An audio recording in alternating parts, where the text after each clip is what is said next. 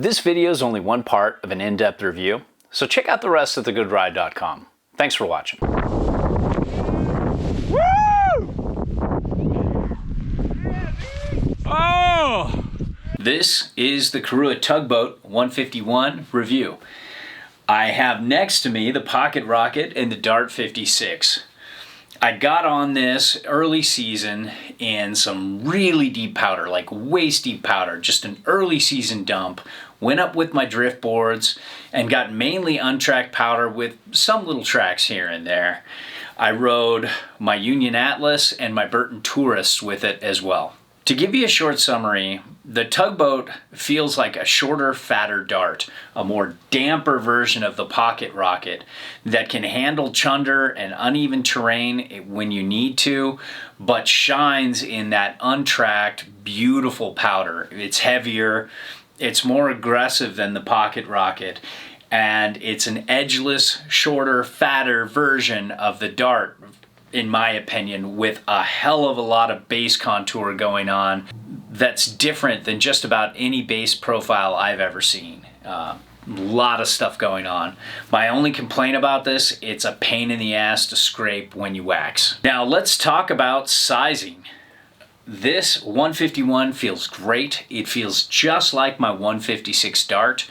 It's very short, very fat, very wide, and normally I would say size down with most brands. With Korua, if in doubt, size up.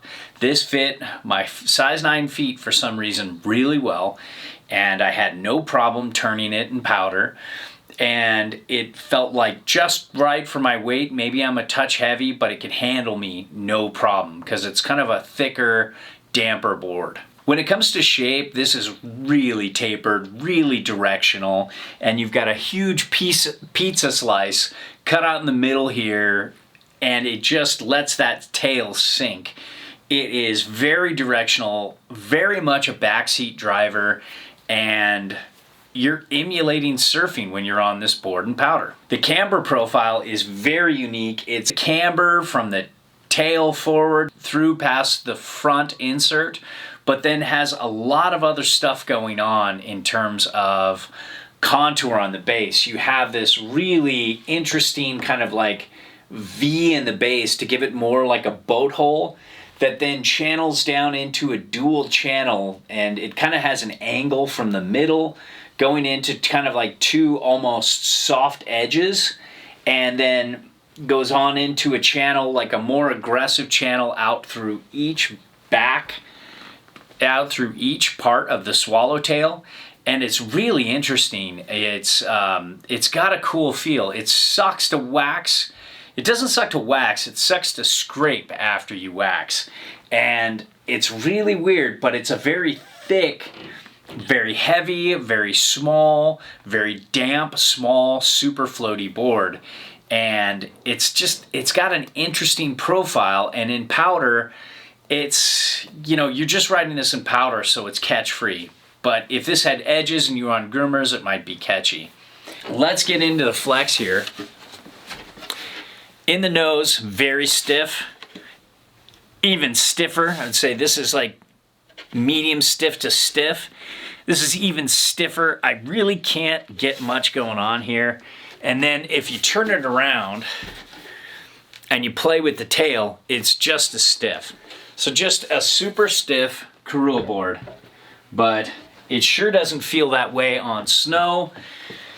In the powder, it was just so easy to control and play around with. If this had edges and was a groomer board, it would be pretty technical.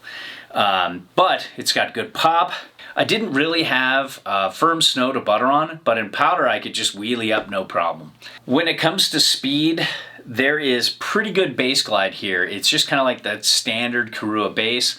The base comes a little weird, I think, because it's so wide and has so many channels, but after a good wax and a scrape, it looks like all the other Korua bases out there and has pretty good glide. Not amazing, not like their plus line bases, but pretty good. It would be cool to see this with a plus line black base that's super fast. But what I love about this is it's stiff and it's damp, and it can handle what little tracked snow I went across, where when you have the pocket rocket here, this thing is ultra light, small, super wide.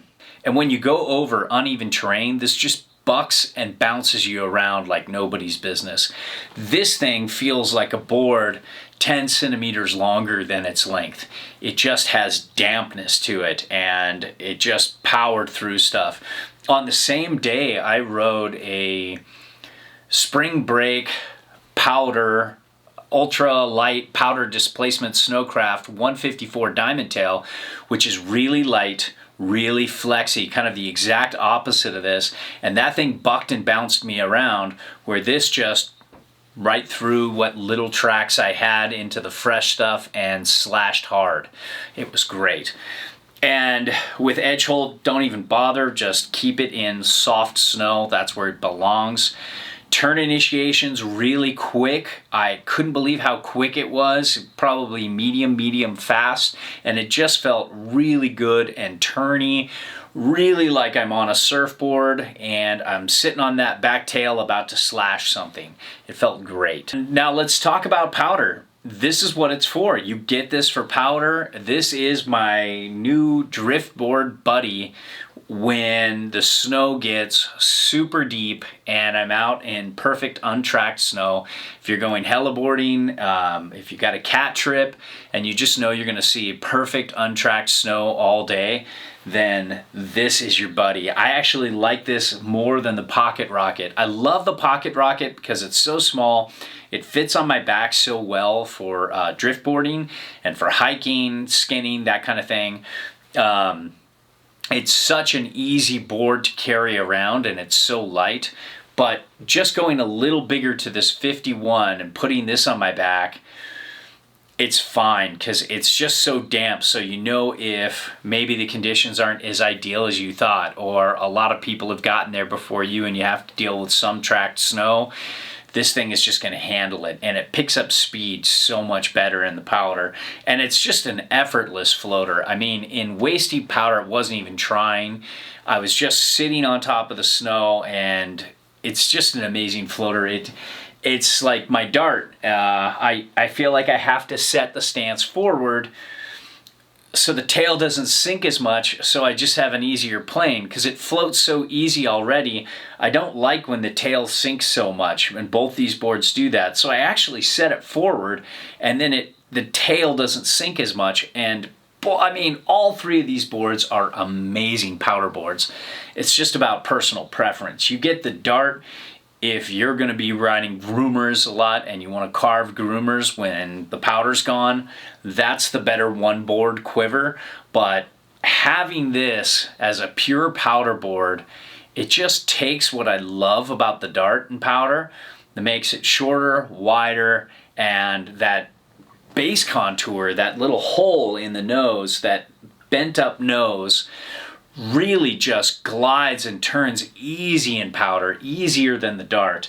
And the Pocket Rocket has a bend down the middle too, along with flat to rocker, and that has a great way to ride powder too. I just generally like boards that are more damp, so this really appeals to me, and I just love this thick, powerful, damp little ride. A 151, you would never think you could get this much out of a 151. So overall, I was really stoked to get on this, and the next ultra deep powder day, this is going in the car, and it's going to be in my quiver for some super deep powder riding.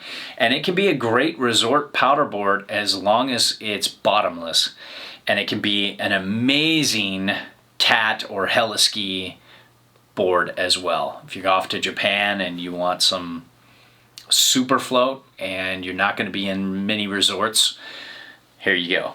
All our reviews are a best effort, objective opinion from an average rider's perspective. There's no brand oversight, and we're free to say whatever we want. We send back everything unless it's a favorite, then we ask to keep those or straight up buy them. Now, if you need advice, fill out the eHarmony profile in the Contact Us section of the site. It's the only way I can help you properly. If you want to support us, and if what we reviewed appeals to you, it helps if you buy through our links. So, thanks for watching.